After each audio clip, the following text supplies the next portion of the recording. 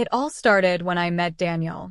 I was in my early 40s, having spent most of my life building a career I was proud of. But when Daniel came into my life, everything changed. He was charming, in his late 30s, and full of ambition. We met in Chicago, where I had lived for years, and after a whirlwind romance, we got married. It seemed like a perfect match, two driven people ready to take on the world together. After we married, Daniel and I moved to a suburban area just outside Chicago, close to his parents' house. Daniel was determined to take over his father's business, a family-owned company that had been in the family for generations. To support him, I made the difficult decision to leave my full-time job and work part-time. I wanted to be there for him, to help him succeed. But as soon as I did, things began to change. Daniel's sister, Emma, lived nearby. She was around my age, in her early 40s, and had always been a career-driven woman. She remained single, preferring her independence over the commitments of marriage and family. At first, I admired Emma. She seemed so confident and successful, everything I had once aspired to be. But as time went on, I realized that admiration was one-sided. Emma made it clear that she didn't approve of me. She often belittled me, making snide remarks about my decision to work part-time. "Taking it easy, are we?" she would say with a smirk, as if I was some kind of slacker relying on her brother to support me. It didn't help that Daniel never stood up for me. Whenever Emma made those comments, he would either stay silent or laugh it off, deepening the pit in my stomach. Despite my efforts to get along with her, Emma always found a way to interfere in our lives. She would drop by unannounced, criticize my cooking, and invade my privacy. More than once, I found her rummaging through my things, pretending she was just curious. It made me feel small, unwelcome, and eventually, I started to avoid her altogether. But avoiding Emma didn't solve the problem. If anything, it made things worse. She took my distance as a sign of weakness, something she could exploit. And Daniel? He just let it happen. He never defended me, never asked Emma to stop. It felt like I was fighting a battle on my own, and the person who was supposed to be on my side was nowhere to be found. Things took a darker turn after Ethan was born. Our son was a blessing, the light of my life. But his arrival seemed to bring out the worst in Emma. She would criticize every aspect of my parenting, from how I fed him to how I dressed him. "He cries too much," she would say, glaring at me as if Ethan's tears were a reflection of my failures as a mother. And Daniel, once again, did nothing to stop her. As the months passed, I started to feel more and more isolated. Daniel's indifference, combined with Emma's hostility, made me question everything. Was this the life I had signed up for? Was this the marriage I had envisioned? The thought of divorce crossed my mind more than once, but I couldn't bring myself to go through with it. I didn't want Ethan to grow up in a broken home, the way I had after my parents separated. So I stayed, hoping things would get better, but deep down I knew they wouldn't. Ethan was a special child. Even at a young age, he had an uncanny ability to sense things that others couldn't. I remember one day when he was just 3 years old, he told me that Daniel was going to hurt himself. I brushed it off as childish talk, but that very day, Daniel slipped on the stairs and sprained his ankle. It was a minor injury, but it shook me. How had Ethan known?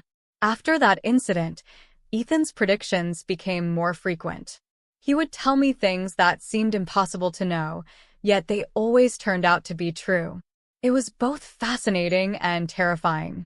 Daniel and Emma, however, found it unsettling. They began to distance themselves from Ethan, whispering that he was creepy. It hurt to see my own son treated like that, but I couldn't deny that his abilities were real. One night, everything changed. Ethan woke me up in the middle of the night, his little voice trembling with fear. "Mom, we need to leave." "Now," he said, his eyes wide with terror. He insisted that we had to get out of the house, that something bad was going to happen. I didn't understand it, but there was something in his voice, something that made me listen. I woke Daniel, but he brushed it off, saying Ethan was just having a bad dream. But I couldn't ignore the urgency in my son's voice. So, I made the decision. I gathered Ethan and our father-in-law, who was staying with us that night, and we left the house. We had no idea what was happening, but as we drove away, I couldn't shake the feeling that Ethan had just saved our lives. Little did I know, this was only the beginning of the nightmare that was about to unfold. As we drove through the dark streets, my heart pounded in my chest. The fear in Ethan's eyes had been so real, so intense. I kept glancing at him in the rearview mirror, but he was silent now, staring out the window as if waiting for something to happen. My father-in-law, John, was sitting next to me, confusion etched on his face. "Grace, what's going on?" he finally asked, his voice shaky. Why did we leave the house in the middle of the night? I didn't know how to explain it. How could I tell him that our 5-year-old son had insisted we leave without knowing the reason myself? But I had to try. "Ethan, he said we had to go," I began, struggling to find the right words. He's always had this ability to sense things. I don't know how, but he knew something bad was going to happen. John was silent for a moment, processing what I'd just said. He had always been a practical man, not the type to believe in anything supernatural. But he trusted me, and more importantly, he trusted Ethan.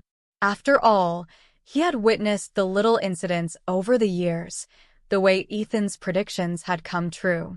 "Where are we going?" John asked, his tone more serious now. "To my mother's house," I replied. "It's the only place I could think of. We can stay there until we figure out what's happening." We drove in silence for the next hour, the streets eerily empty at this time of night.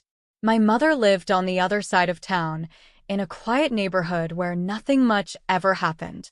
It felt like the safest place to be, far from the tension that had been building in our own home.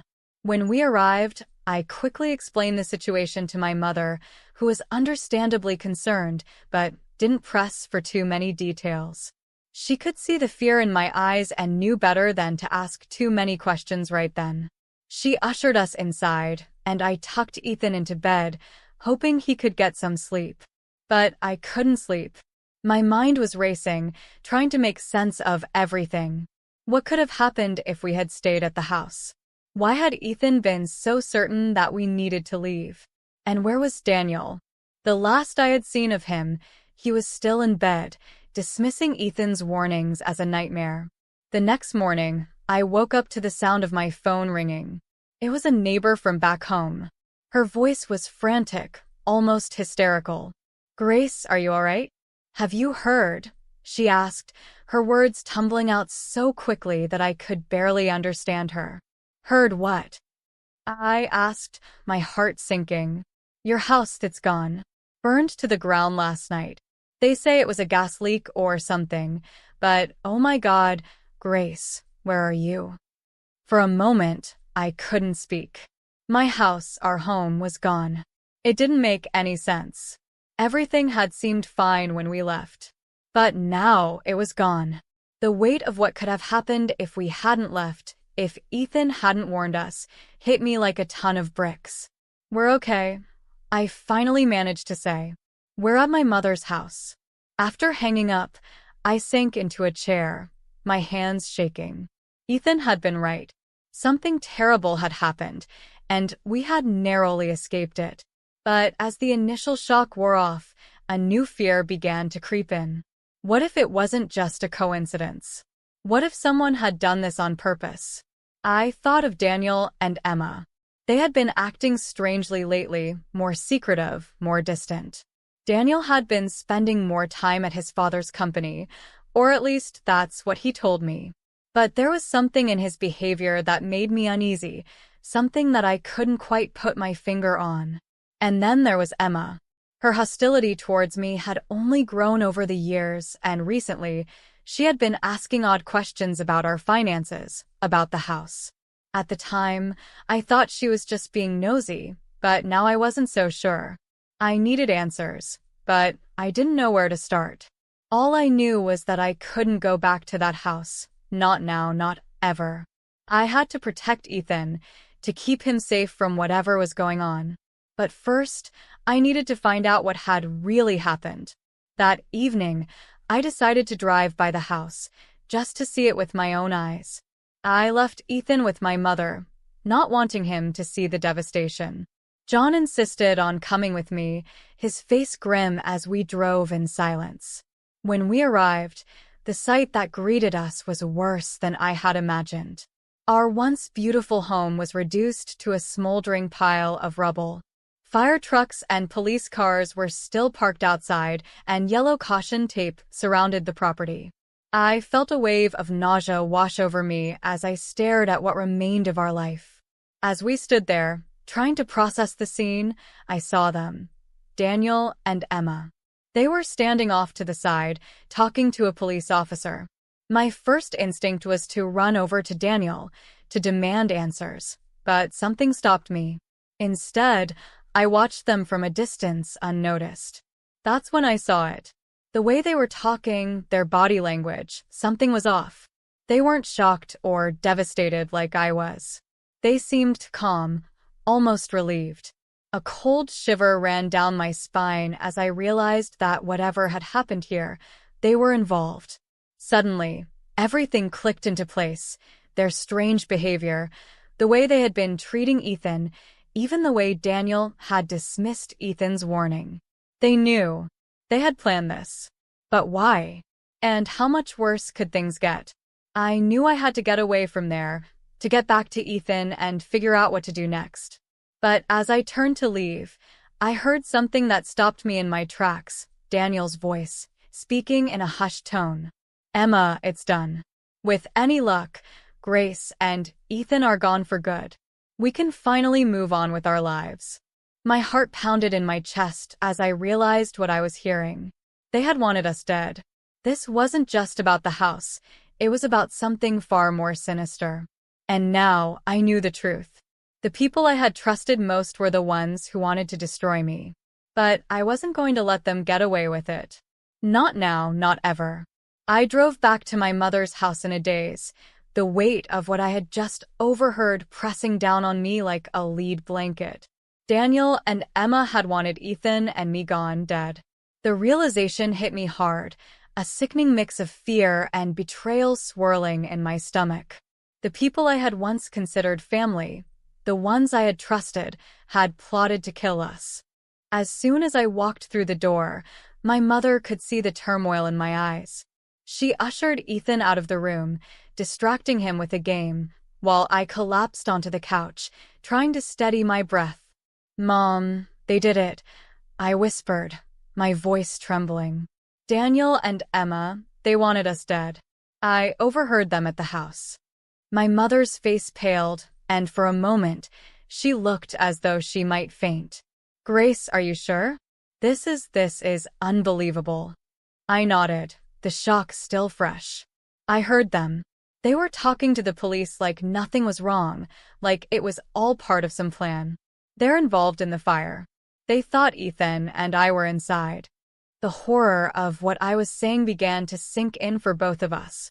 This wasn't just a house fire. This was an attempt on our lives. And I had no doubt that it was all part of a larger scheme, one that involved the family business, the inheritance, everything.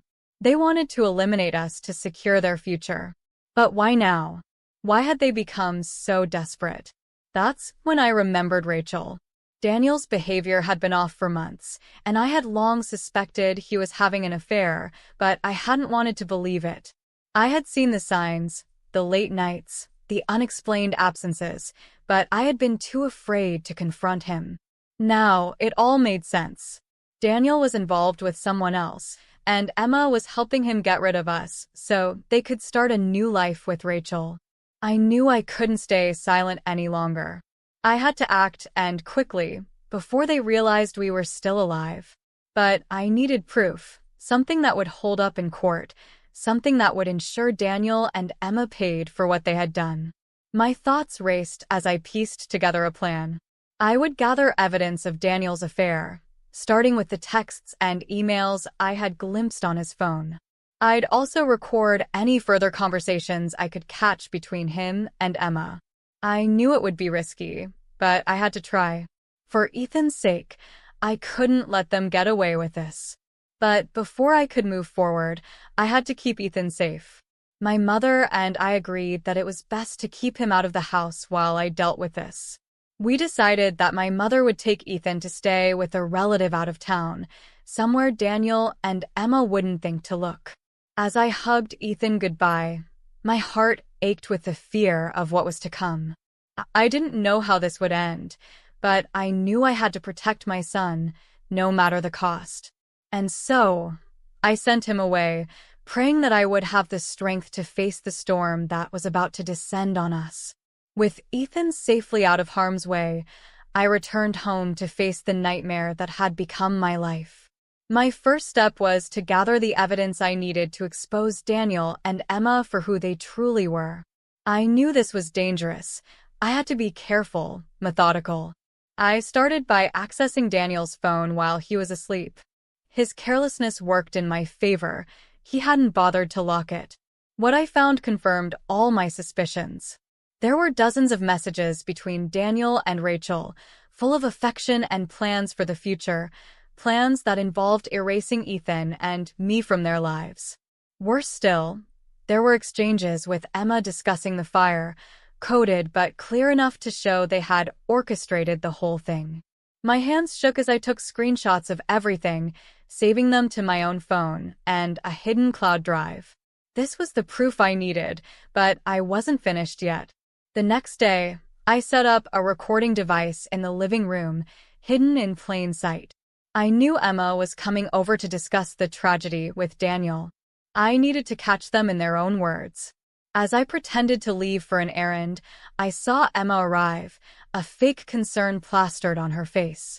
I waited outside, close enough to hear them but far enough to avoid suspicion. Their conversation was everything I expected and more. Emma was already talking about how to move forward with the insurance money, and Daniel was discussing how to keep Rachel in the shadows until things settled down. The cold, calculated way they spoke about us, like we were just obstacles to be removed, sent chills down my spine. But it was also the confirmation I needed. Once they finished, I retrieved the recorder, my heart pounding with a mix of fear and determination. That night, I called John, my father-in-law, and told him everything. He was devastated, first, by the loss of the house, and now by the realization that his own children had betrayed him. But he didn't hesitate to stand by me. Together, we decided it was time to go to the police. We handed over everything, the recordings, the messages, every piece of evidence I had collected. The officers listened, their expressions growing darker as the truth unfolded. Within days, the police moved in. Daniel and Emma were arrested on charges of attempted murder, arson, and conspiracy. The look of shock on Daniel's face as they took him away was something I'll never forget. He had underestimated me, thinking I was too weak to fight back. Emma, too, tried to maintain her cold composure, but as the reality of her situation sank in, her mask cracked. The court proceedings were grueling, but in the end, justice was served. Both Daniel and Emma were convicted and sentenced to prison. As I watched them being led away in handcuffs, I felt a mix of relief and sorrow. These were people I had once loved, but their greed and envy had destroyed everything. With them gone, I filed for divorce, gaining full custody of Ethan. The judge granted me a substantial alimony and child support, recognizing the years I had dedicated to supporting Daniel. He was ordered to pay me $15,000 in alimony and $500 per month in child support. While the money would help secure our future, it wasn't the amount that mattered. It was the principle. It was the acknowledgement that Ethan and I had been wronged, and now, we could move forward without looking back. John, who had been so hurt by his children's actions, became a rock of support for Ethan and me. He vowed to protect us, to ensure that Ethan would one day take over the family business, free from the toxic influence of his father and aunt. As for me, I finally found peace. Our lives are quieter now, simpler, but filled with genuine love and safety. Ethan is thriving, his mysterious abilities no longer something to fear but something that saved our lives. I still wonder sometimes how things could have gone so wrong, but I've learned to trust my instincts and to never again let someone else's greed dictate my life. And so we move forward, stronger and more united than ever. The nightmare is behind us, and a brighter future lies ahead.